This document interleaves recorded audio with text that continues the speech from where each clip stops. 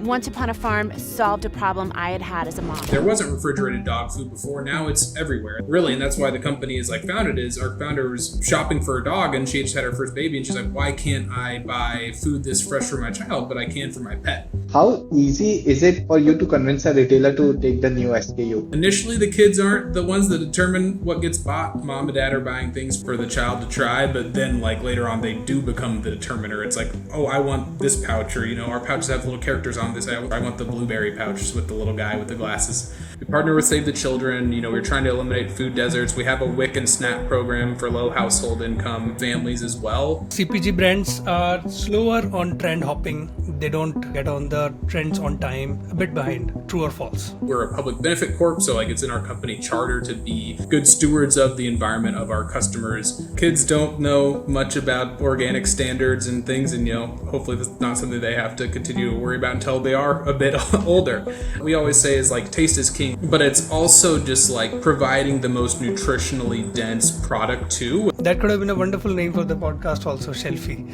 That's Yeah. This episode is brought to you by Phyllo, the universal solution for social media background checks and influencer vetting.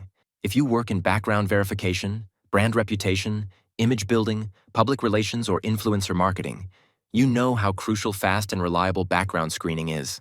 With Phyllo Social Screening, you can run AI-powered social media background checks in just 15 minutes, spotting red flags, news mentions, and adverse media across platforms. Trusted by leaders like Global Background Screening, Gigan, Prembly, and Essential Screens, Phyllo Social Screening helps you save millions of dollars in crisis management. Check out the link in the description to book a demo today. Hi, this is Shubham, Hi, I'm Akhil. and we welcome you to ShelfLife, the CPG podcast, where we bring out the stories of your favorite brands with useful, actionable insights. Our guest today is Hayden Coussens. He's the Director of Category Management and Insights at Once Upon a Farm. Founded in 2015 in Berkeley, California, Once Upon a Farm is known for its organic, cold-pressed baby and kids food that's as fresh as homemade. That's the positioning of the brand. There's a lot more colors, as you can see on screen right now. A lot of products are visible on Hayden's side. We're going to ask him all the things about Once Upon a Farm. So let's start. Hayden, welcome to ShelfLife. Yeah, thanks for having me. Let's start with, what's visible on screen to our audience right now. Let's talk about this packaging. How did you come to this packaging? And, if you can show us your products also, that will be a great start. Yeah. The packaging has taken quite an evolution since 2015. The brand was initially called Mother's Garden as well, so a difference in name. To be more sort of all-encompassing and in the pack as well. It's always, we started out in the pouches, the cold-pressed pouches, so the format has always been the same for our core, but the change has been sort of modernizing the packaging, even post the name Once Upon a Farm switch. So when I joined about 2021, right before then, they had switched the packaging to be more of what you see here, just trying to most clearly call out what the product is. The white is sort of the theme across the packaging to like stand out on shelf. And then big call outs on the different, sort of claims that we have of organic, non-GMO, clean label, all of that. I will say we are continuing to always modernize, evolutionize the packaging as well. And so what you can see here, there's kid and baby products on this screen behind me, but like everything will start to look a little bit more like aged up too in the future. This is applesauce, which is a kid product that came out the last year. So brighter colors, bolder colors. The baby will continue to sort of look in this realm, but then our kid focused products will start to age up, or at least what we think will age them up packaging wise too. Wonderful. Hayden, can you show the package again? And Akhil, we can also do this. Our editors will put something in our hand also. This is, Once Upon a Farm product. Wonderful packaging. Hayden, I know it's for, kids, everything, but please tell me which is your favorite. What do you like? What's, that tastes the best? I think for a long time, all the adults would have said the apple, cherry, elderberry immunity blend. Like it is like a more tart product, like more flavorful than a lot of like the baby products. But The tractor wheels, which are the baby like little wheels, the little bars, I think are everybody's favorite nowadays. They are like super good, super clean, like a great snack. So those will be my front runner right now. Wonderful. Before we, take a deeper dive into Once Upon a Farm, please introduce us, at length for our audience. Tell us about your personal journey. How did you come to, Once Upon a Farm? What did you do in life that led you to this company? Yeah. I guess professionally, it all sort of starts where, like where I went to college. I went to college at University of Arkansas, which is in Walmart's backyard. It's the Walton College of Business, so a lot of retail focused things. In college, there's a lot of people like throughout my career that I've talked to where they're like, "Oh, I'm surprised I ended up here in CPG or things like that." And for me, it's like, "Oh, I always thought working for a brand would be really cool and really interesting," and then in college, everything was sort of focused that way anyway. So it was kind of a natural progression. Like I took category management, a course called Category Management Topics in college, like before it was something that I necessarily thought would be sort of where I went with my career. And yeah, so that's sort of the impetus of it is really pushed you that way in school. I did marketing and economics in college, and I was kind of like floating in between of, oh, would I want to be a marketer, would I want to be an economist? But it turns out to be an economist, you have to go to a lot more school. You can't just graduate college or undergrad and then you're an economist. So I was like, I don't know if that's necessarily my space. But lots of CPGs, lots of retailers, obviously including Walmart, recruited Arkansas. So I started at General Mills after my junior year as an intern on their Walmart team, and then took a full-time role there. And so that was great learning experience. They do this sort of rotational-esque program within sales where you work across like a lot of customer selling, direct selling roles, category roles, trade roles, SRM type roles. And so you get this really great foundational knowledge. Moved around a couple times with them up to the headquarters in Minneapolis, and then I'm currently in Dallas, which is where I moved after Minneapolis, went Arkansas to Minnesota, then down to Dallas. And along the journey there, I started off on cereal and, worked on Walmart as like the biggest category and the biggest customer we had, then moved to like our snacks. OU is what it used to be called when I was still there. And it was like Nature Valley and Larabar and all sort of those things. And then got a really like interesting opportunity to work on just a brand called Epic Provisions, which is one that General Mills had acquired probably shortly after I had joined. But natural and organic focused. I was one of just a few people that worked on just one brand. So traveled a ton across the country, listening to, different retailers and their needs and trying to get them to take in this, super premium, better for you beef jerky, and really enjoyed that. And that company that brand was and is still very mission focused, a lot of regenerative agriculture focused there. And that sort of sparked to me on like, this feels good to be selling this product. Like it is doing something beneficial for people and, providing something clean and organic in that way. And so I was kind of like, this is really where I'd like to continue to be and specialize. And so then after that role, you sort of spend a certain amount of time in roles and then you sort of continue to rotate around. I took a role as category lead across the natural retailers at General Mills. So Whole Foods, Sprouts, that whole channel, all the independents, and really, really liked it. I'd been sort of doing my own category work just as a team of one for the Epic role, and kind of like found that as just a vein I really enjoyed. And then it was great to be really fully ingrained into the natural and organic like side of the business too, from the retailers. Obviously the brands that you work on, that's the big focus there.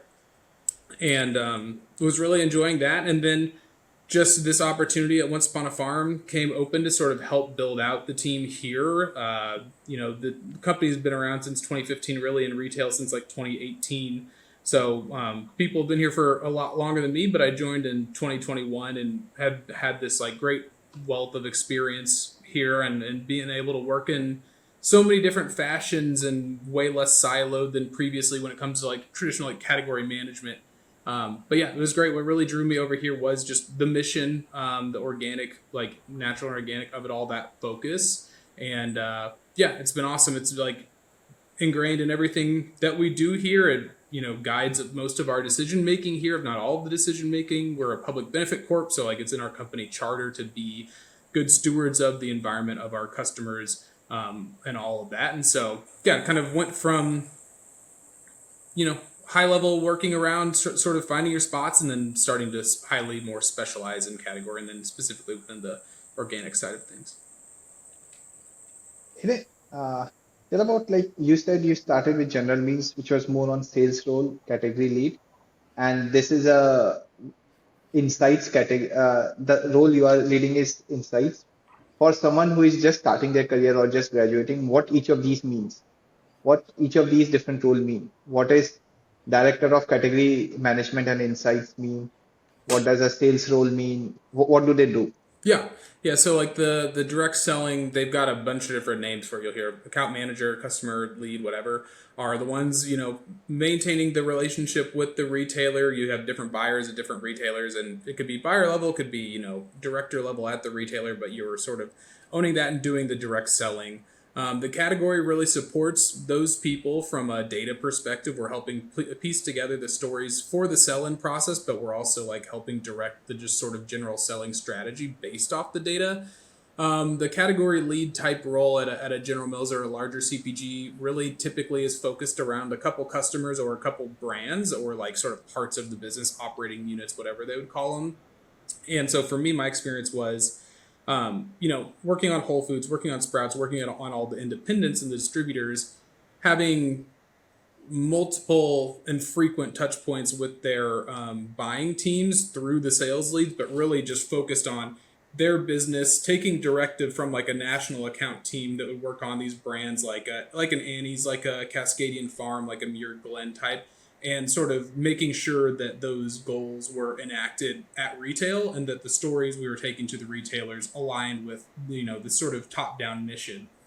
At Once Upon a Farm, with the director of the category and insights, it's all of those, because it's I don't know if we're a quote startup anymore, but we're not a Fortune 100 something company, so you have to be sort of wearing many hats, but it's helping direct that category strategy on downwards, like, and creating it from the ground up. It's looking at data at a high level, and it's taking and saying, well, X relates to Y relates to Z, and what is the reasoning behind all that, and like paving out a path forward, and then directing that to people on the sales team or other people within our category team to take that to retail, and then still at times like taking it to retail myself. Like I still travel around a bunch and go to retailer meetings and help prep decks and everything. So you're sort of, the scope is way broader, but at the same time, the foundationally the same. You're just kind of taking it on this through line from start to finish at times.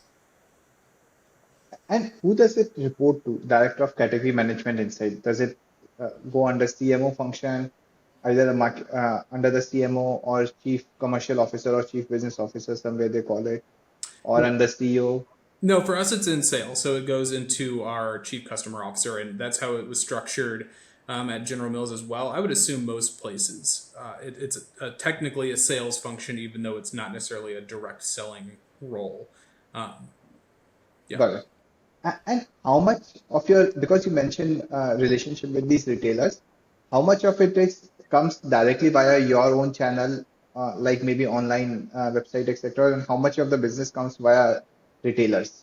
For us, the vast majority at this point is retail. We do have a pretty sizable direct-to-consumer business, but I don't know if I could give a number straight off the top of my head, but it's like, way over half of our sales are from retailer, whether that be like retailer.com or actual brick and mortar sales, or even, ordering online, pickup in store that technically count as like an in-store sale because it's scanned. So yeah, vast majority comes from brick and mortar, or from the retailer at least.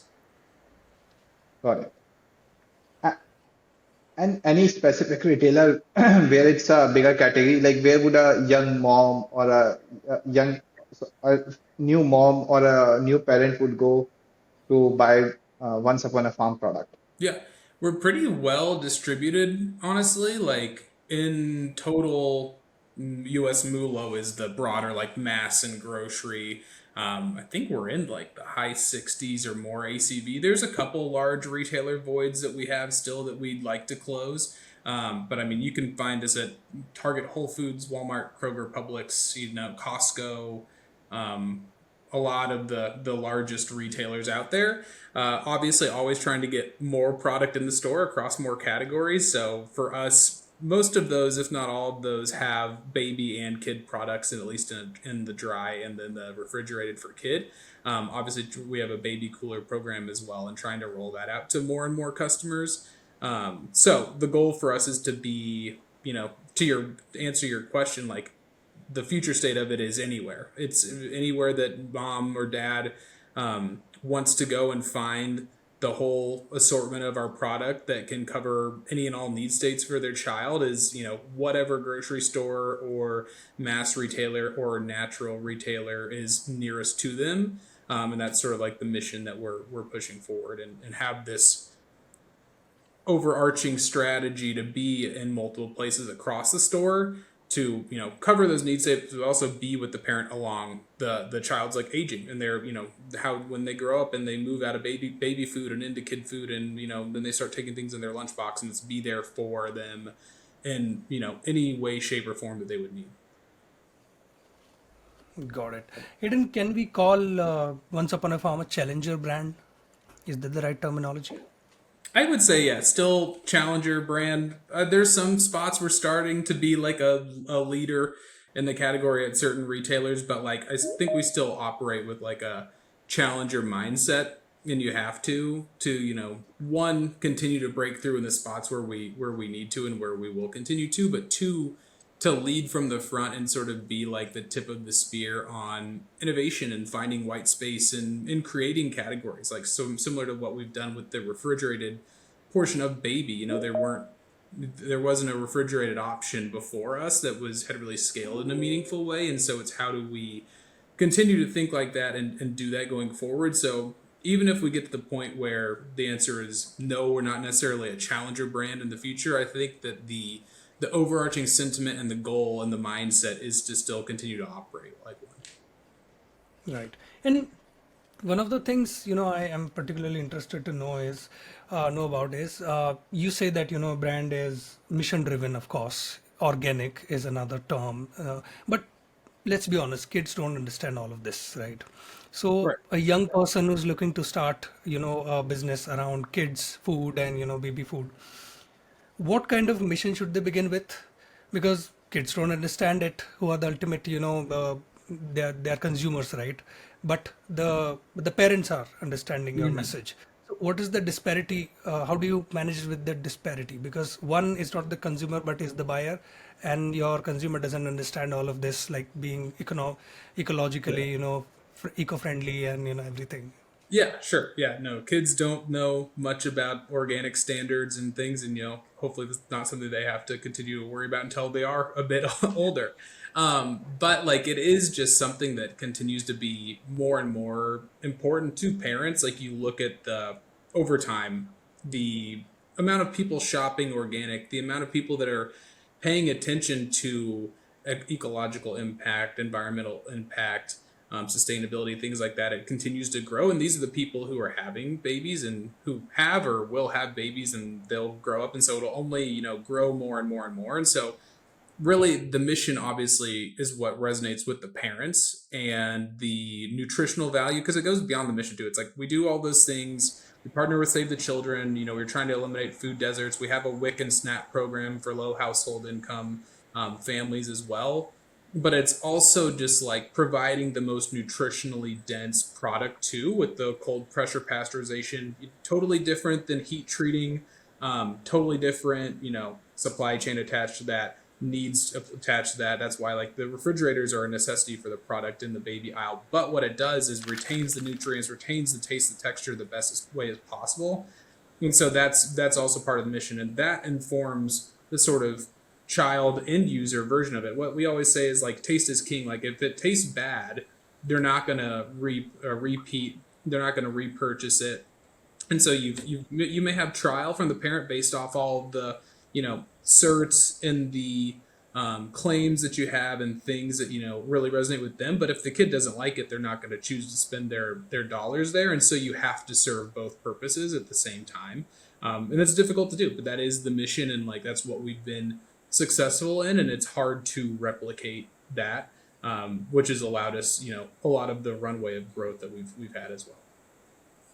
That's very interesting. Like, how do you manage both the taste as well as the mission, right? Because your consumer doesn't care about the mission, but the buyer does. So that's a very fine line that you trade.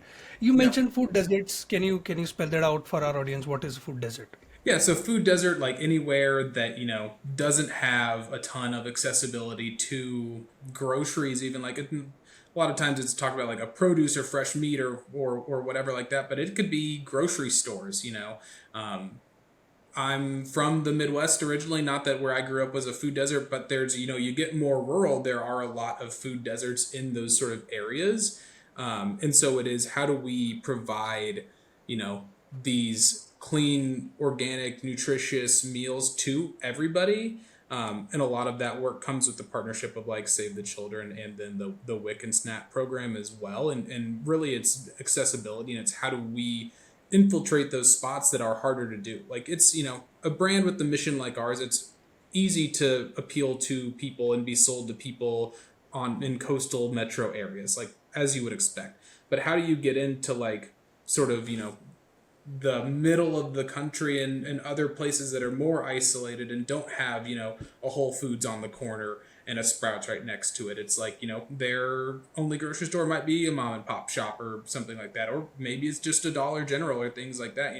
It's how do you continue to, increase our presence in those places? And it really is a mission driven. And like there have been times where we have, scrapped product launches, etc., because of the nutritional value or a testing or something wasn't testing the way we would have liked. And so, that is time lost, resources lost, but really it's all to serve this broad, like greater mission. And that's what everybody here is pushing towards. And so that is sort of like our guiding light, and really informs and dictates our strategy from the top down. I feel like, I grew up on a food desert because I don't remember any, kids food brand at all from my childhood. Akhil, do you remember anything? I don't know. I mean, I was so addicted to ice creams. I only remember maybe ice cream brands. Yeah. Kellogg's, maybe Kellogg's. Yeah, Kellogg's was the Kellogg's. brand Yeah, that I could think of. That's the only, hidden. one Just place. imagine a very isolated tier 3, 4 town in India where there is only one brand people know of. That's Kellogg's, and even that you can't afford. Most of the people can't afford. So Yeah. I think that's truly a food desert right there. Yeah. Yeah. Uh, So, Hayden, do you sell only in US or do you sell outside US market also? US and Canada, right now. And so very small product portfolio in Canada compared to the United States. So, 90% plus of sales are coming from the US.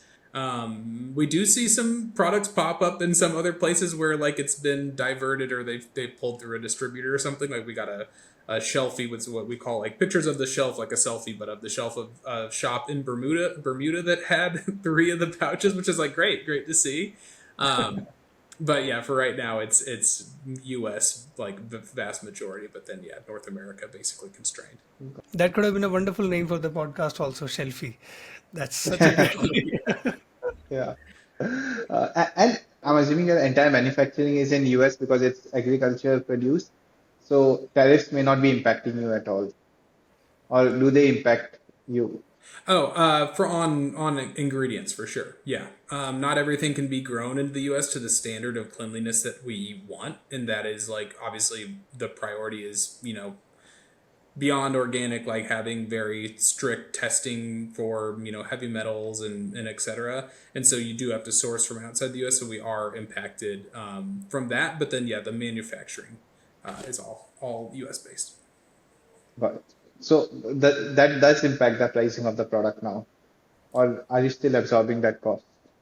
I would say impacts some for sure. Most I would say is absorbed. There's nothing where when the tariffs were first like announced, there was a lot of initial reaction from other brands, larger brands, of we're going to preemptively take this pricing because of this, and to a much higher extent than we ever have. We haven't taken pricing in a long time, and when we do, it's based off of the ingredient percentages and the tariffs off of those specifically.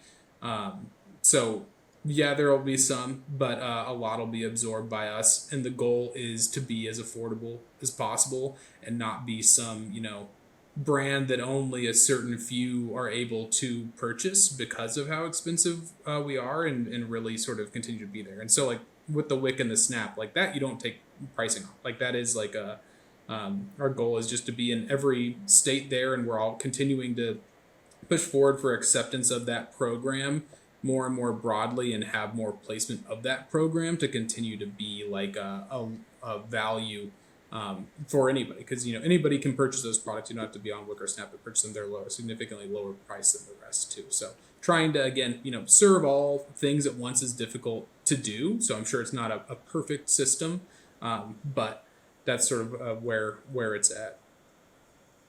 And who is your customer? Like, let's say if you have to define your customer profile, is it young moms, young dads who go, I mean, is it the dads who go for grocery shopping and then they buy Once Upon a Farm product, or is it the young moms who buy it, or it's a mixed family shopping time Yeah, together? yeah, I would And say. what's their income bracket? What's Mhm. their income bracket like? And how much do they spend? What would be their average order value when they Yeah. spend a single time? Yeah. The so the consumer itself, we kind of have three like characters that we've made up for them. Number one is Jessica, like millennial mom, has a family, a large young family of mixed age kids, some babies, some older. That's really like sort of the bread and butter, like high household income, all the sort of things that you would expect, like organically inclined, like, into all of that. The other sort of things, the sort of characters that we look at are Sam, who would be like new young moms. So think of like younger millennial, older Gen Z, people who are having babies for the first time and having to figure this all out of what do I give my kid? What's the best product to give my baby to? They're 6 months old, starting to eat. Like, where do I go from here?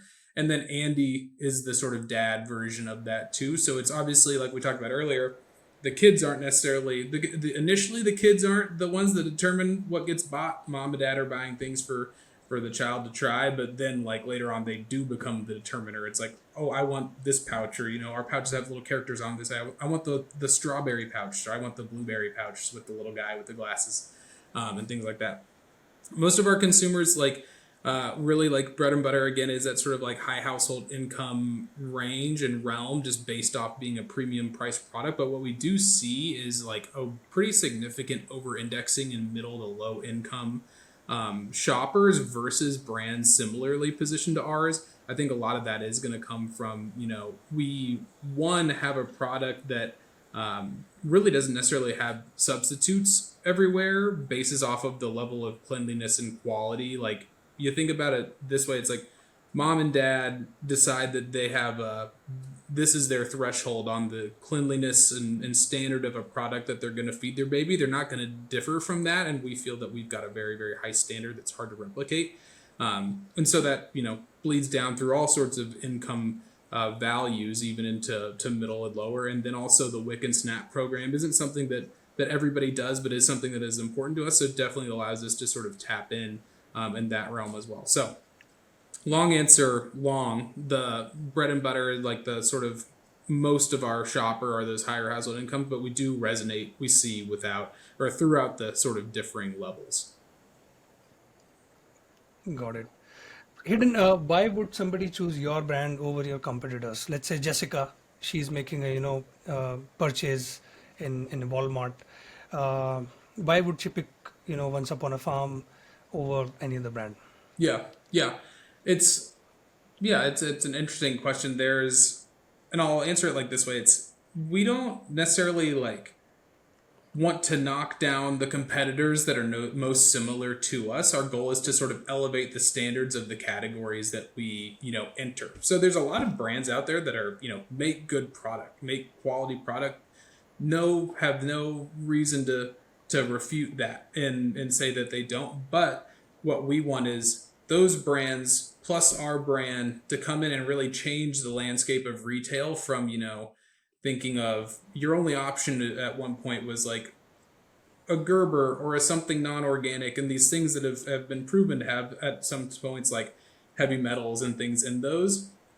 And how do we elevate the standard of the brand, and how do we, elevate the standard of the category and really get more, if not most of the shoppers moving into this like higher level of cleanliness and things that do, fall in line with the increasing government standards on, heavy metals and et cetera, and cleanliness as a whole. And so it's more of, we feel comfortable like holding hands with the other brands that are sort of have that as the mission. And it's really just how do we take these spaces that we all play in and compete and raise them up? Because there's a lot of meat on the bone, like still, if you look at dollars categorically, that fall to those other like sort of brands that we'd like things to sort of move off of, but there's enough room to grow for, everybody that's sort of continuing to push forward this goal, and this mission. Okay, can you tell us who are your closest competitors, the other brands that you respect? Yeah, I mean, I think like in kid yogurt, like I think Stonyfield does a great job. Have a great product, organic, has elevated the sort of standard of the kid yogurt category. When I grew up, it was, you had Danimals, you had Go-Gurt. Those are your two options. And then, Stonyfield brings an organic side from that and does, some good things there. And baby, new brands like Serenity has done a really good job within the baby pouch space. Happy Family has always been around, but yeah, Serenity has done a nice job, and Cerebelli has also done a nice job of, they have really, really high standards as well. They're clean label product certified, just like we are, and so sort of elevate the standards. And the interesting thing too about the clean label product certification is you see more heritage brands getting it applied across some of the products that do fit in from their like historical portfolio. You'll see, brands that have been around for 100 years, 50 years, whatever, start to add that label to their packaging because the emergence of Once Upon a Farm, of Serenity, of Cerebelli, and brands like those in this space, and how relevant that sort of claim and spot is for consumers. Okay, I'll go back to on your role of Director of Category Management and Insights. Now, because we understand what your business is, some competitor, can you explain us what you do on a regular basis, on a day-to-day basis? What does a day in a week look like for you? Yeah. And what is a Director of Category Management Insights role? Yeah. I'll give the cliche answer of like, oh, every day is different, but it truly is. And working, it really stems from like working at a place like this. We're able to be so nimble and so agile that, priorities change frequently, but in a good way. You're always pushing forward on like your overarching goal of growth. But there's been many times where it's I'll set my list in the Monday morning on here's what I need to get done this week, and then throughout the week that changes. But a lot of it stems around like retailer meetings, making sure all of those are always taken care of. We support our sales team as we feel in like a very good way, and want to show up strong and be sort of the subject matter expert as we go to retailers for reviews, to get more placements and things on shelf and change the category. And then there's a lot too that's spent, doing higher level strategy work. It's when do we need to upsize things? Where are some white space accounts? Where are places that we can go as a company that we aren't thinking about? Like, what does the future of O-Farm look like? And what does the data say? What are the trends that are emerging that we aren't seeing?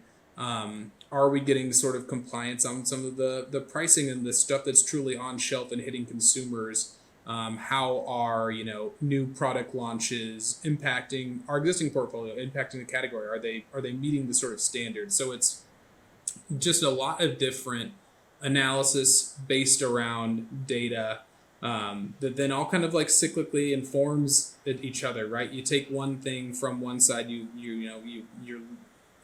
discern some sort of insight that informs another piece or changes your mind, or you get new information and it changes your strategy. So it's always trying to be, you're in with category management in this really interesting spot of like you are actively in the present, selling in the present, but you're using the past to inform the future as well. You're using the historical data, the trends, to then tell the future of the brand, like where it needs to go and what it should look like. So you're kind of having to work across all these different sort of times and spaces at once. So I hope that answered the question of like what weekly looks like. I mean, lots of meetings, lots of heads down work time. But yeah, it is very different. Each week doesn't necessarily look like another. There's no set schedule because things are always changing and moving. I like your cliched answer that it's different each day. That is a better answer. Yeah. And is it, I'm assuming because now everyone talks about AI a lot, and your might be the function that might use generative AI, or what are the tools you use in general? Let's say Yeah.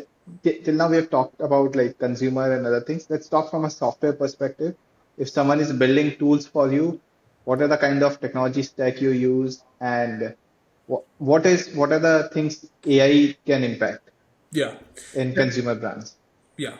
So for the category realm, like I'll leave the marketing realm and the supply chain realm to the marketing or the marketers and the logistics folks. But for the category realm, like it's kind of an interesting time, and I will preface this with like we certainly don't know, like me and my team and the rest of Once Upon a Farm, like every capability that's out there at this moment in time. We're continuing to sort of push forward on our ability to use AI and where we can use it and how we can use it. It's been very, very helpful for like text-based things, summarizing insights, things like that, sort of bringing all that together. It's been very helpful for like research, we've sort of even like tried to validate some of the questions you can put in of what's the size of X category, nationally, and like then we can pull data that we can see, and like it does look like very similar. But getting into things that we don't have data on and continuing to explore there, it's been very, very helpful. And within all of that, and like sort of trend spotting and emerging, like I'm sure that I could take a course in AI prompts and get much, much better at all of this and how to sort of really get my speed to insight increased or decreased, the time that it would take. And so those are sort of the ways we're looking to use it now, are using it now, looking to get better at the things that I wish it had. And so this is a shout out to anybody listening. Like if you have a solution for this, let me know. How to harmonize data from multiple sources, like efficiently, effectively, sources that are going to look different every time you have data input into them, and go beyond just sort of the very, very surface level view. We've seen some tools that like can take a bunch of data, spit out some charts, and it can give you a perspective on it, but it's like product X is the fastest growing at whatever percent, total category growing at X, Y, and Z percent. It's like, yeah, that's like great, but you can discern that pretty quickly. It's how do you peel back a few more layers and say, really, what is the why behind it? We're continuing to explore and see what's out there in those sort of realms, but like speed to analysis on a deeper level, the lower layers that we can get into, that would be like the biggest beneficial area, I think, for us and probably for category management as a whole, just being such a data heavy space, less copywriting, less image rendering, whatever it may be. So I won't pretend that we're the best in the world at it, but trying to get better. And again, anybody out there, hit me up if you got solutions. Hayden, let's get into a very interesting segment. I'll say a statement, and you have to give it say whether it is true or false, and you can explain later. Okay. Since this, CPG is very data heavy, industry, you get a lot of data, and harmonization is a problem. So I say that, there is a lot of guesswork and gut work when it comes to taking decisions. True or false? I would say mostly false. I would say there's a lot of, you can get very, very granular on the data today, even just like with what it is. And so much of selling and all retailers are really looking to be led by data and have data make decisions. But I will say there's a really healthy mix that you need in decision making of qualitative and quantitative, that you can look at data and it's black and white, but it misses all the gray, and the gray is really, really important in times, right? And so I can I can pull data out of whatever data source and parachute in and look at it and form an opinion. But if there's all this color commentary in the background that I don't know, you kind of can miss the plot at times. So I think it is at least a really good way to sort of push forward on a decision, but then you have to take in more inputs and be flexible. So that's sort of why I say mostly false, because I think it's very heavily data driven, but you do need that sort of extra layer on there for gut as well. Hidden, can you give an example of this? Can you make this thing more concrete with an example? Yes. Yeah. So, for example, like a couple of years ago, we were looking at doing an assortment analysis internally, kind of mapping out products based off where do they rank on their contribution margin, their distribution, their velocities, and like, do we need to disco anything? Are there any areas of white space? There was a clear SKU that was like, oh, really? We should take a look at discontinuing this. It's not, sold in all of these places. It has a way smaller footprint, not a great contribution margin, but where it is sold, it's very, very high velocity. But we're kind of like, well, we could lose, a few thousand doors on a product and probably be fine overall. But you dig into it and it's really this anchor product for the brand at this one like key retailer that can open up, an entire channel.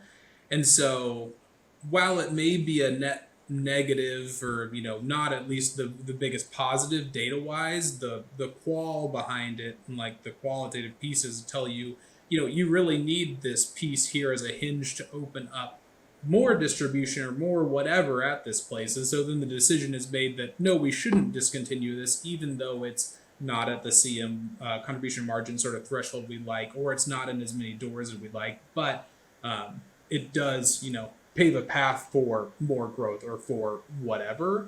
And so that's one specific example of data informs, but then you have to be open to other inputs as you formulate your decisions and your solutions.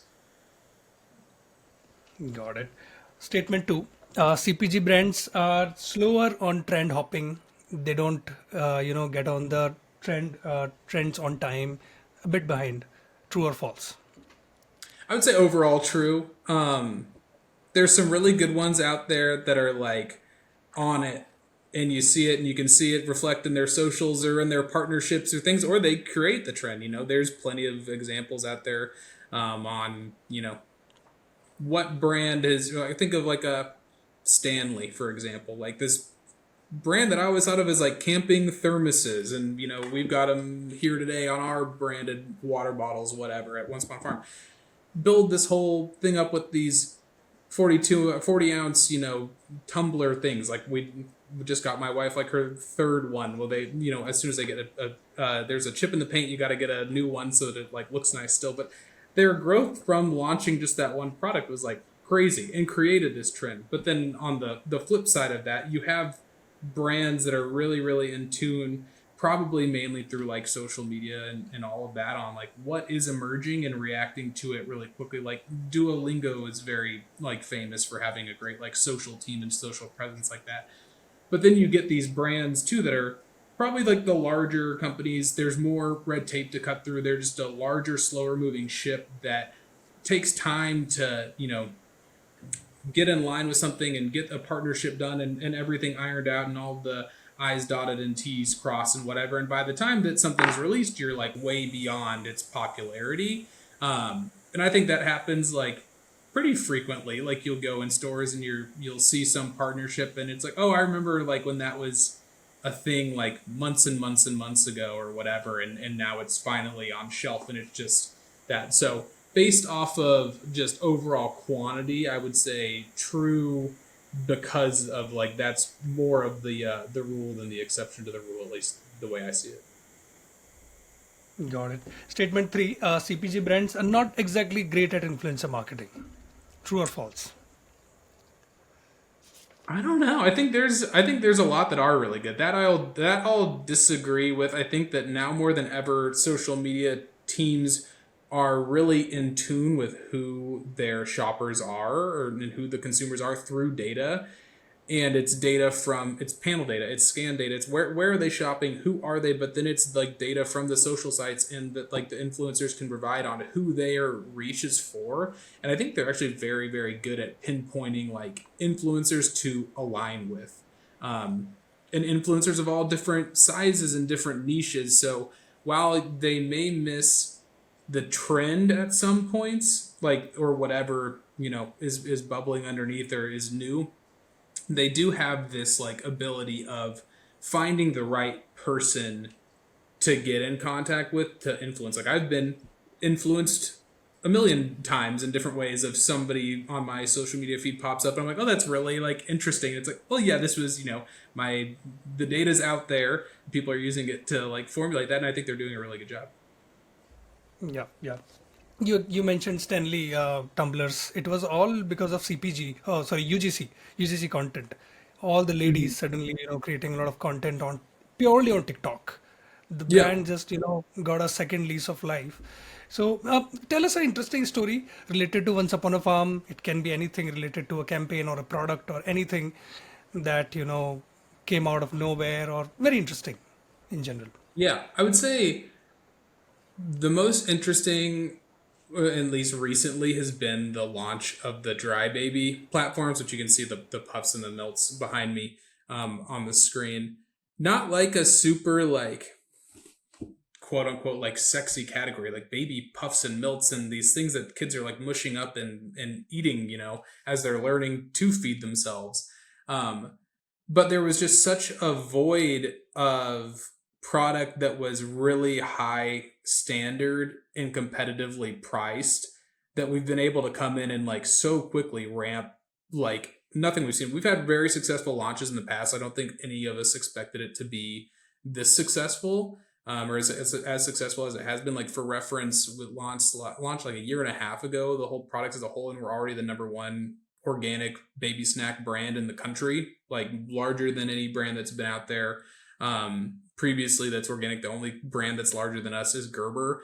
We're doing it with like half the SKUs of the competitors. They just work really, really hard where they're placed because they have this level of standard and they are competitively priced. Like the baby category kind of has this messy middle where you've got like really value focused brands and you've got really, really premium brands, and this gap in between where it's organic, but it's not to the highest level of standard, and it's a little bit more expensive than the value. So it misses the mark a little bit on capturing value consumers and then capturing the people that are looking for the premium, highest quality, etc.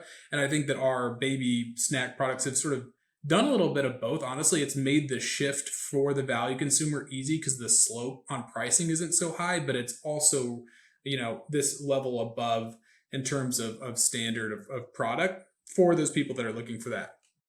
And so that's been the most interesting to decomp and really accelerate where we think we can and see we can go with that product line in particular. And the interesting part about it too is like we have tractor wheels or one of the products or the bars line. It's like been such a huge volume driver for us. It's like our number one product line right now.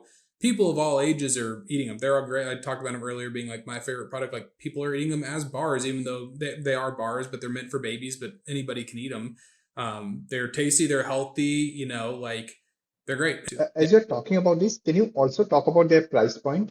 Because you mentioned that it comes in the middle. So can you talk about the price point, the competitors you mentioned, and when you're talking about tractor wheel, how are they priced so that the audience can understand it better?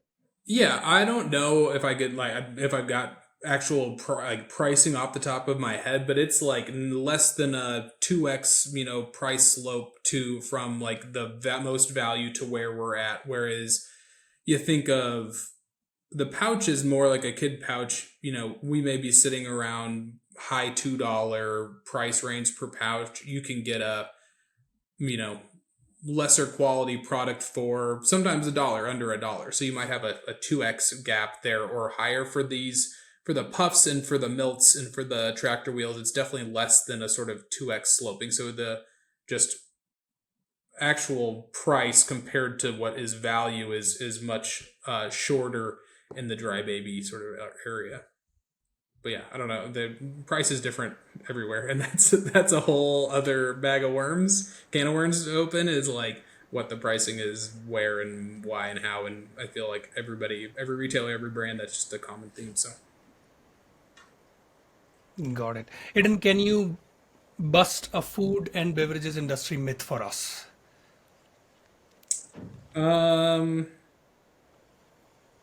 Because let me set the context. Yeah. I watch a lot of Shark Tank, the global one, and they often say it's highly competitive market, and whoever is getting into this is gonna get killed, as Mr. Wonderful says a lot more often.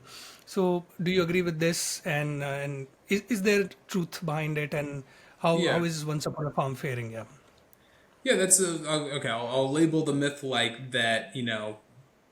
New categories can't be created. I guess if you take the sort of Mr. Wonderful realm of that, and people don't expect what X to be Y to be Z. Like it's happened so many times and in so many different ways, but it is really just finding like that need. There's so many brands out there that do something, but it's if you really look at the size of prize of it, is it something that people want and that really has a scale? And I think that too, the Shark Tank point, like that is the sort of mindset, and where a lot of those products sort of land is like, how big can this ever be? But there are things out there that are novel that people haven't thought of or that haven't been able to be done to like scale that don't exist. Like you think of, for example, Fresh Pet. There wasn't refrigerated dog food before. Now it's everywhere. That's very similar type kind of program to like what our baby is. It's really, and that's why the company is like founded, is our founders shopping for a dog, and she just had her first baby, and she's like, why can't I buy food this fresh for my child, but I can for my pet? And so that question, I'm sure, gets asked by a bunch of people as Fresh Pet continues to grow and gets placed elsewhere, and so that sort of allows it to be applicable for other categories for things like that. But it is all about, I think, what your true like TAM is, what your like total attributable market is, and is it big enough to become something? Because you can make a highly new niche product that can be a really big trend for a specific group of people, but to reach the sort of like level of growth that I think Once Upon a Farm has been able to, and other brands, like okay, you think about like prebiotic sodas, like how big is our Poppy and Olipop and all of the brands like that too.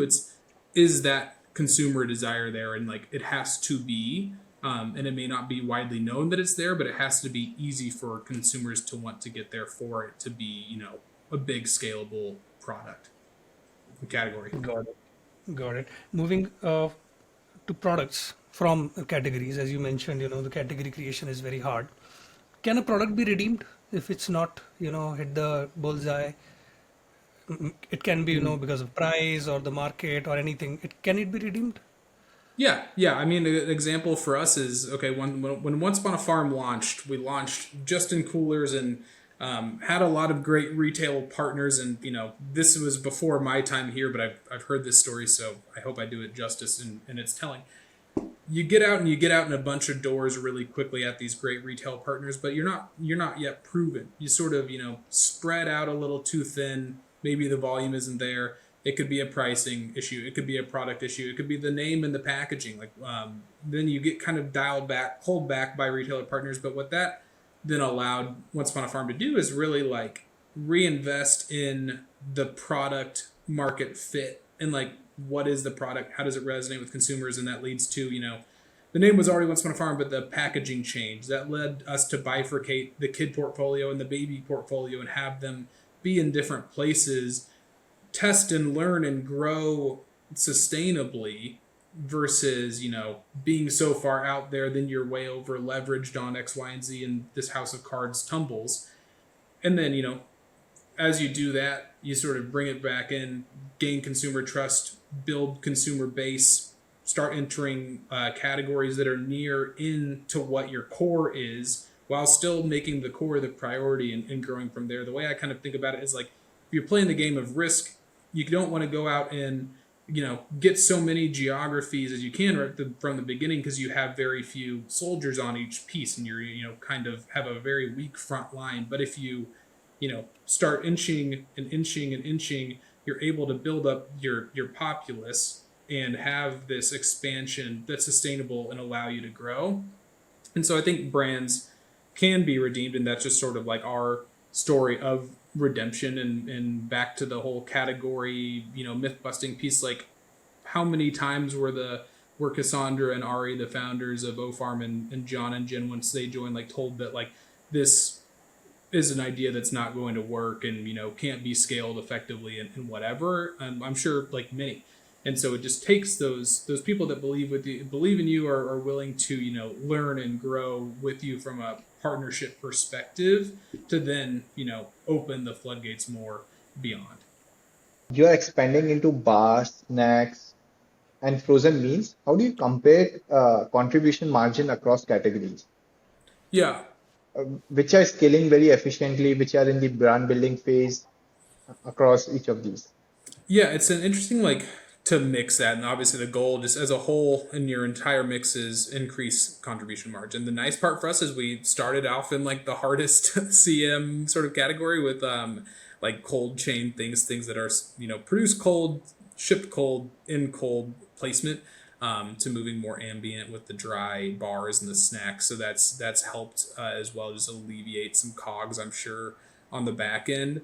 But for us, it's not necessarily like, oh, they all have to, this one's at this point, this one's at this point. All the innovation we try and make needs to hit this threshold of contribution margin that we've set, and it's finding a way through R&D or through cost savings and cogs and things like that to get it there. And if it doesn't get there, or if it's so far off, it just won't get launched. And so part of that too is you gotta calculate CM at scale as well, and that's back to the whole size of prize pieces. You could make a variety of different products, but is the juice worth the squeeze out there? Are there enough people looking for this? Is it intuitive enough for people to either switch to your brand within this category, or understand that your brand is now in this category from its other ones?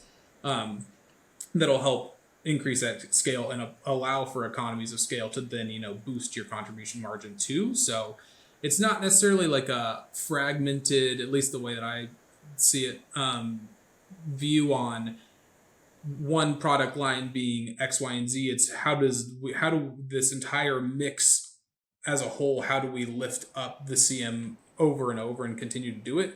And that's always at the forefront of the mind within R&D and innovation, but then with the selling too. And as we continue to apply more of an SRM mix lens to our selling process and our strategy. What is SRM?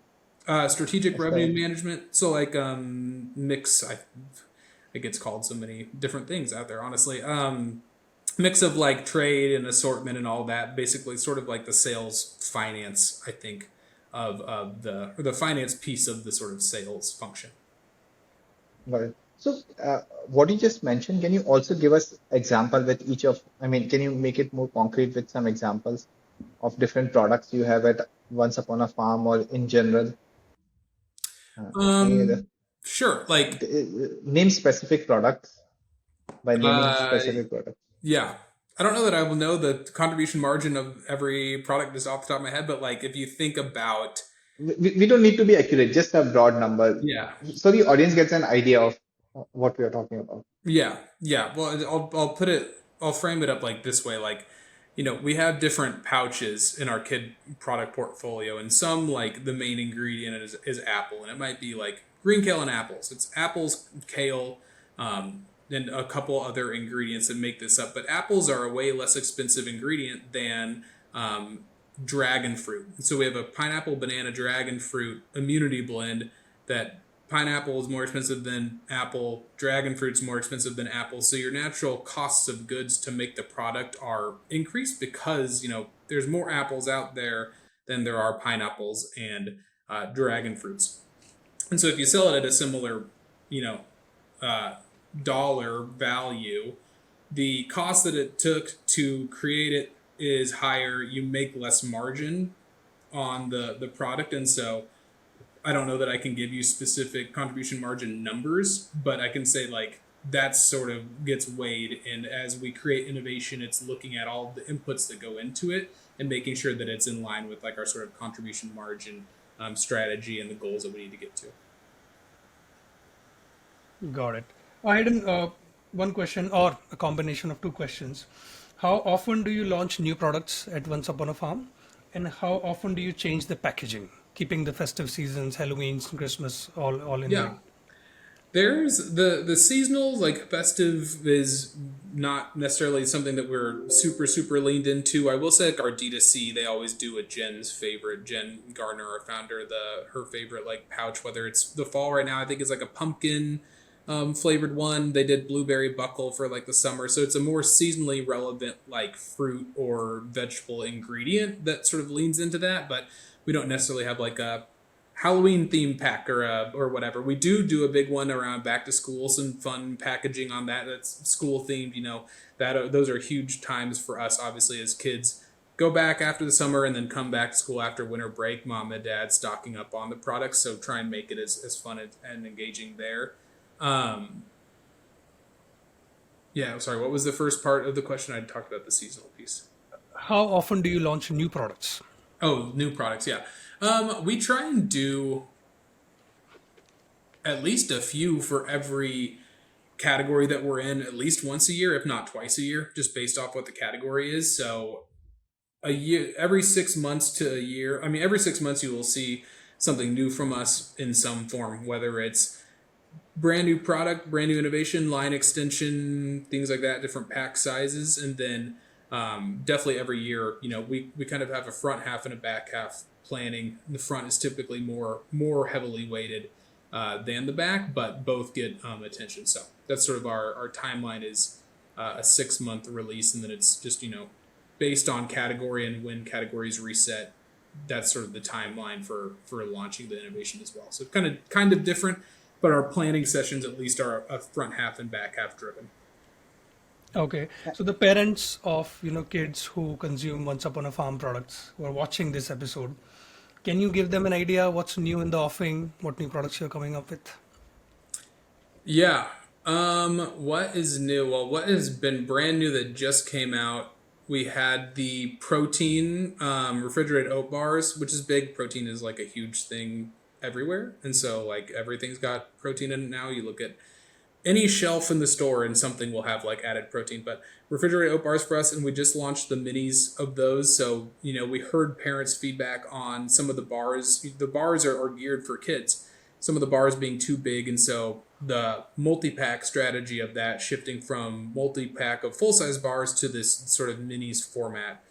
Those are out in market now, but have sort of just been a very new release. That's something that we're looking to see the success of, and we'll see how it sort of performs compared to the existing structure. We think in the baby coolers are ones where you'll see a lot of innovation, as you sort of have a lot of room in the cooler to fill out. So they're coming out with the oat milk. There's oat milk based smoothies. We have fully bifurcated our kid and our baby lines. So there were some smoothie kid focused items that had sat in a few coolers still. And so we've sort of replaced those with this oat milk based smoothie. Always some new flavors and things there as well. And for the dry baby, which is one of our big launches, we just came out, it's been out for a minute yet, but the smoothie melts and then the smart wheel. So we have this product in the baby category in the pouches called smart blends, which are basically the fruit and veggie blends. but they have like added things like choline and DHA to support babies' brain health. And so we've sort of taken that and applied it to the bars as well. So we have tractor wheels, which are your standard fare, sort of like fruit and veggie based. But then the smart wheels launch and they have some of these added benefits to them as well. So those haven't been in market too terribly long either. So I guess with all that, there's innovation all across the board, basically in every category that we're in. And so yeah, it's just as soon as we can get it in market from launch in as many stores as we can, we will. So How easy is it for you to convince a retailer to take the new SKU? That's because you already, let's say there's a retailer with whom you have an existing relationship, they're selling your other products. When you launch a new product, do you have to convince them for the new SKU, or is it much easier? Your account management team directly takes it over there. um, yeah, it's a mixed bag, just based off of where you are with the retailer, what their goals are mainly, and then like obviously your performance. Even for us, a much smaller brand than some of the largest like CPG, trends can be very, very different by retailer. They can be in very different states. You have retailers that want to be at the tip of the spear of innovation. You have retailers that want to have innovation proved out before they accept. And so it's kind of just understanding who the customers are and tailoring your sort of story for them and for what they're looking for. Like that's the biggest piece when we do reviews, is really like, what are the goals of your retailer? How do we fit in there? How do we support them as well? So at some points it's very easy, and we have some great partners out there that have like every product that we make essentially, and we have other ones that still to this day, we're a fairly like sizable business, haven't wanted to take us in, and like won't, sort of even take meetings at some points, just based off of like where they're at and their perceptions of it. So uh, yeah, not a super like solid granular answer, but like sometimes it's very easy and like the mind's already kind of made up before the meeting happens, and then other times it's this slog. And we've had a lot of breakthroughs that have been like years and years of meeting, and then finally like something sticks and you change, your sort of angling and your pitch and whatnot until you get what does stick, and then you go from there. But yeah, that's kind of, I'm sure every brand, every sales team runs into that, no matter how big or small you are too. So Got it. Aiden, let me throw a curveball at you. Uh, let's say our hero product, which is doing great and it's a kid's favorite, but you know there's a new tech, and you can, since you're mission driven and eco-friendly, according to your mission, you have to make some changes to it because parents feel very strongly about those missions. Would you still make that change?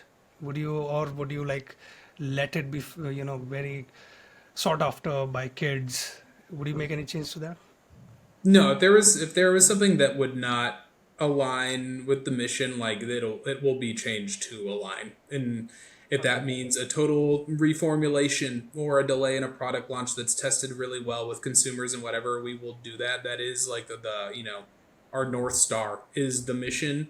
The taste has to be there. The kids have to want to eat the product, but we're never going to put something out there or sell something that isn't going to align to our mission and serve that first and foremost. So I guess yeah, that's like hurdle one that you have to jump through, and then once you jump through that, it's okay. Make sure it tastes good and it's not just something bleh that goes out there and then nobody wants to buy it, even if it is the cleanest, nicest, best for you thing in the world. Like yeah, like I said earlier, taste is king, and if it doesn't taste, it won't stay on shelf. So Got it. I mean, you're saying both things. I mean, I'm not really satisfied with the answer because you're on one hand you're saying the taste is king, but you're also saying the mission is king, yeah, right? So how do you settle? I mean, that I mean, it's still not clear to me. okay. So I guess yeah, the mission is number one. Like if it does not fit the mission, it will not be sold.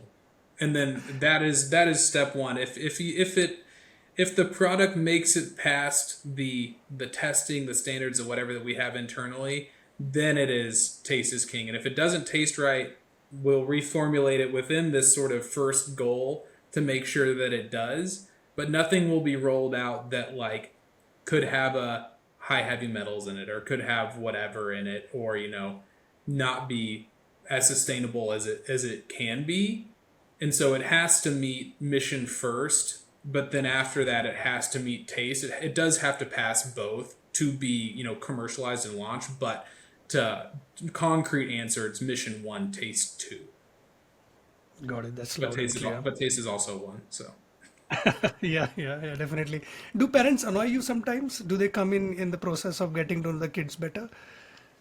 no, I think the parents are like super helpful. There you get so much feedback from them, and they know, what the kids want. They get the feedback from the kids and they relay it to you. It's like extremely helpful. We have a really, really good group of like, people online that we consult with that are parents that give us feedback. They might even give us feedback on like not yet released product, or you'll get reviews on the product and change, like sort of with the refrigerated oat bar example of the full size multi-pack into the minis. It's these parents saying, hey, these are great, the kids love them, but I open this bar up, they only eat half of it. What do I do with this half open package? Would you explore minis? And for us, it's like, oh, that makes a lot of sense. It's more expensive to do. You have different machines and things that you have to implement, but hopefully solves an issue for the consumer, and then that then turns into increased sales, increased velocity on the product, and like taste and things too. Like even our R&D team here will make samples of products and like send out a note and say like, who, sign up if you want a sample of this for your kids to taste and give feedback on. And so getting the feedback from the kids through the parents is very helpful. And then two, it's, pretty much feedback on the mission and the alignment of the eco-friendly and the organic and all of that is very good from the parents. But, just the product piece of it. And so we've had many reforms and things like that have been based off of their feedback. So we welcome it. Let's switch to a different topic that's around AI. There are two topics I would like to cover. One is around unit economics uh, of the business overall, like how the P&L looks like, and also on the AI front. Should we talk about how the P&L looks like, or like what are the key expenses in a business like Once Upon a Farm or a CPG? And you don't have to talk about Once Upon a Farm, maybe necessarily if you feel like, or just a broader category. In this category, how does the P&L is structured like? Yeah. I'll speak to it from the category perspective, and like obviously the contribution margin is a big thing, like how much it costs to make the product versus what you sell it for and what you're able to sell it to a retailer for. And it's different across different categories. So, different brands that sell at different parts of the stores will have very different operating models just based off of what they are and what the sort of category threshold for the products are. So that innately puts you at a very different position just depending on what sort of products you're selling. And then from there, it's a mix of trade.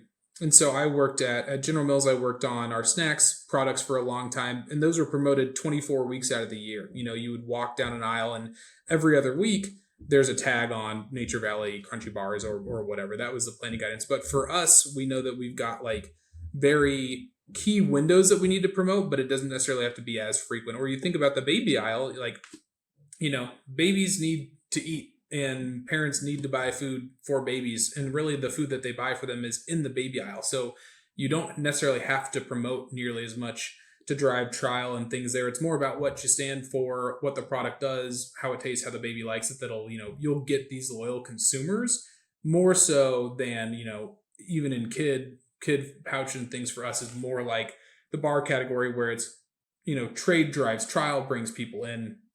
And so that's a cost as well. And then the other big thing for like retail and brick and mortar in particular is slotting. You have way different slotting costs by retailer. And it's, are you shipping direct? Are you shipping through a distributor? It's all these things have to be factored in. And like how they inform each other, and what you're able to negotiate based off of your trends and your retailer relationship all sort of informs it. And so the nice part is economies of scale is applicable to everything. The more you sell, the smaller that slotting cost looks like, or the like more efficient that trade spend was. So really the biggest piece from a category perspective, I think that helps your P&L is just velocity and volume. the more that you get out the door, as long as your contribution margin is in a good spot, like the better off you'll be and have more flexibility for all the other parts that sort of inform it and can take away from like your true like net sales. And how much is the marketing as a percentage of revenue? How much is the cost of sales as a percentage of revenue? That like genuinely, I do not know. I'm not so like removed from the marketing portion of it that I don't know that I can honestly give you even a remotely accurate answer on it. So Got it. And fine. Let's go to AI piece. What do you think? There's a lot of hype around AI. I don't know. There's a lot of reality. There's some amount of hype around AI. Where do you think consumer companies, because these are things where you're manufacturing food, uh, would AI be used over here and in what forms?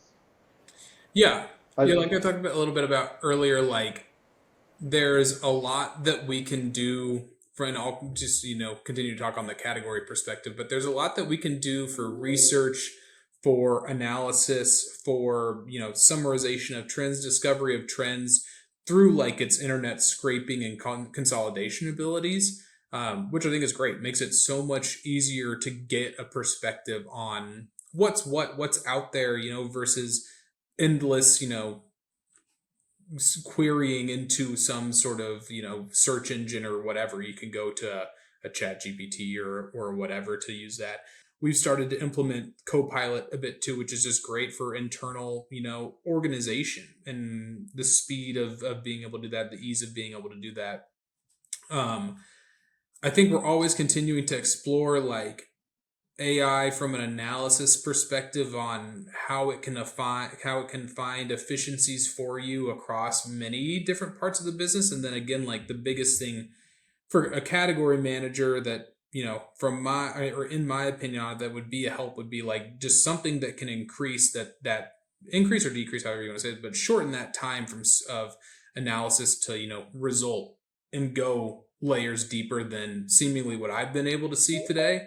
And so that is, again, something that like I'm sure we have not even scratched the surface on everything that's out there. And, it's such a space that continues to build on itself and get more robust that there will be something tomorrow that's different than today and, something novel. And for us, and this is an important like goal for me, it's how do you sort of, keep your ear to the ground and keep your eyes out there on what comes available and can be used. And so that's a big sort of initiative for us too. Wonderful. Hayden, do you have kids? No, not yet. So it's funny. Yeah. Don't sell baby food, sell kids products, no kids at this moment in time. Wonderful. So all the testing is done by you at home. Do you use any products at home? Yeah, I mean, they send the samples and we eat them. They're good. Yeah, the applesauce that I got here, it's great. And it's so funny to like you're at a trade show or something and offer samples up to the adults that are walking the floor. Obviously, the kids will take them, but it's trying to get somebody to test a pouch or whatever. And I always say it's just fruits and vegetables. Like you can eat it. Anybody can eat it. So yeah, well, my wife and I will sample them and eat them as they get sent, and we'll buy some ourselves too. wonderful.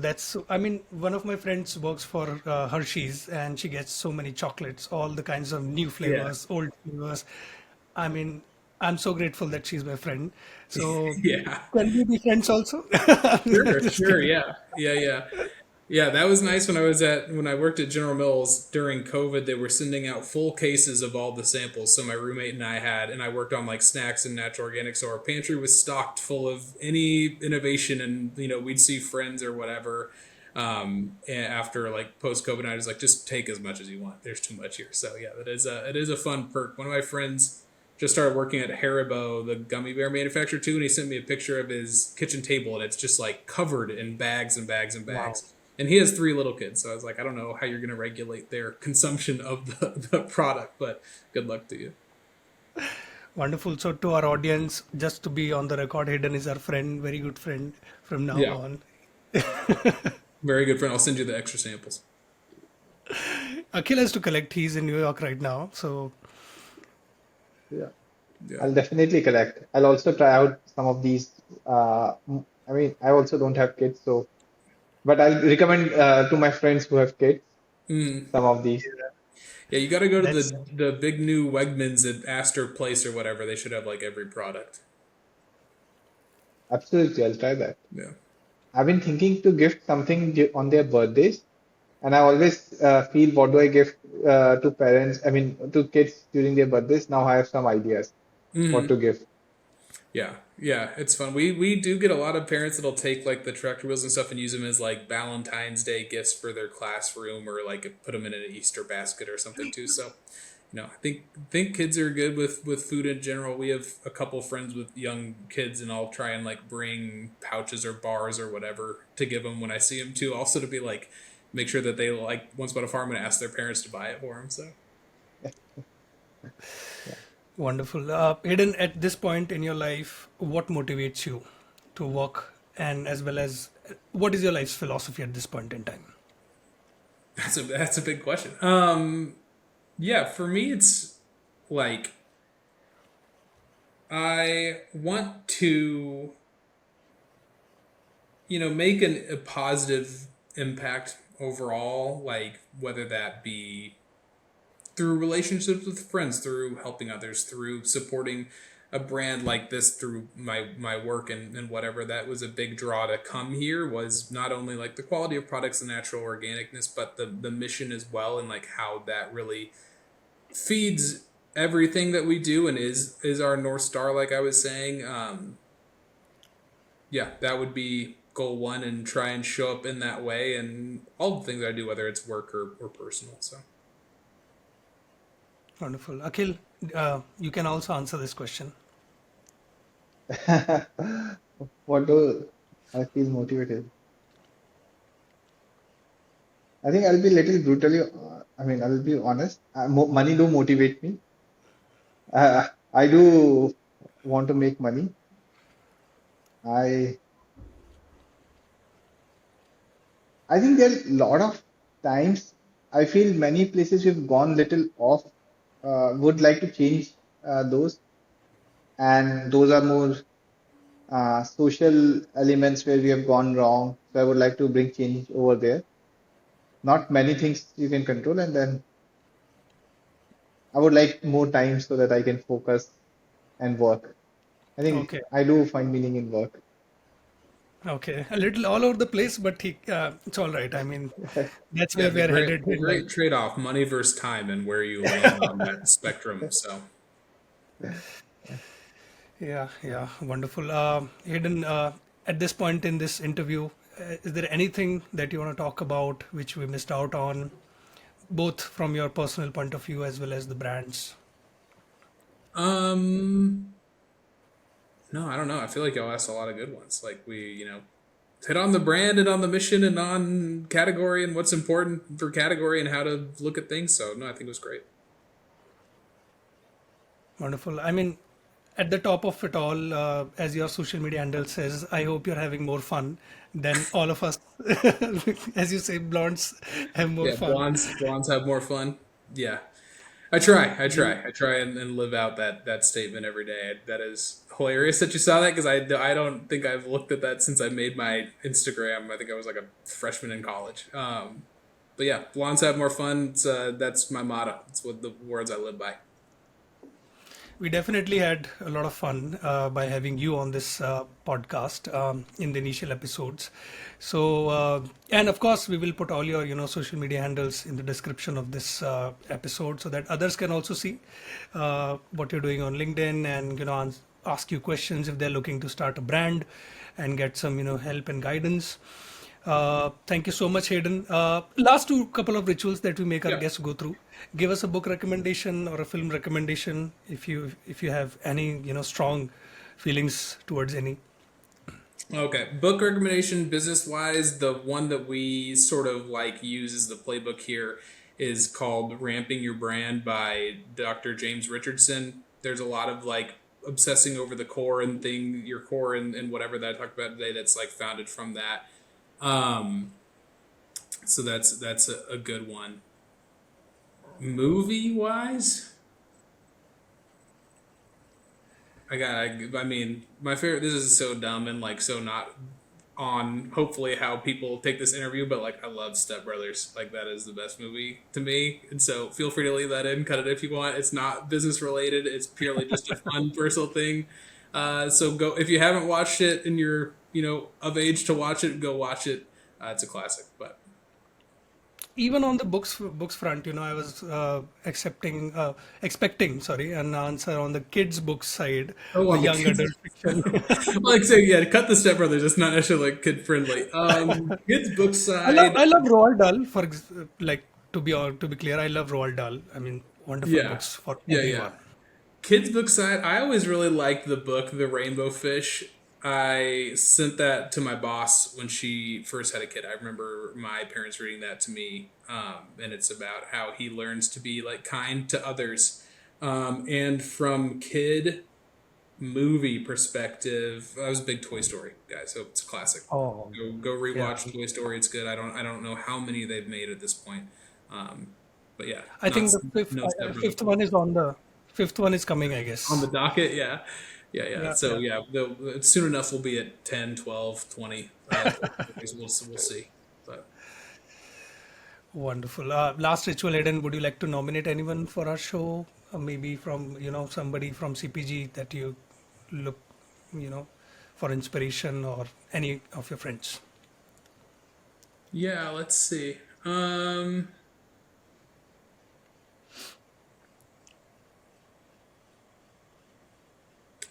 That's a good question. I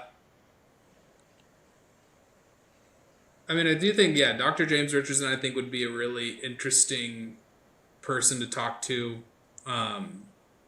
with like all the knowledge and things he's acquired. Not that I know him personally, but just have sort of like fed off of his mantras that have been passed down through the organization that I think are great and of value. So that he can be my recommendation.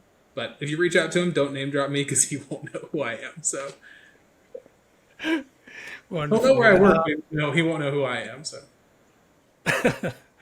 Any last words from you, Akhil? Do you have anything else to say? No, I think this was a good fun one. good. Wonderful. Eden, thank you so much on the behalf of our audience also, that you gave us so much of your time. This was really insightful. I asked you anything that came to my mind, honestly. Yeah, So it there is was no great. filter there. I hope I did a So halfway decent job of answering, and that there's some level of insight gleaned out of this until about 5 minutes ago. So, oh, you're being modest, definitely. There are a lot of insights. Yep, yep. good. And to our audience, thanks for watching this episode. Do write to us if you're watching on YouTube. Please comment. Reach out to Hayden on LinkedIn. And if you're listening to us on Spotify, please follow us there. And we'll see you in the next episode. Thank you.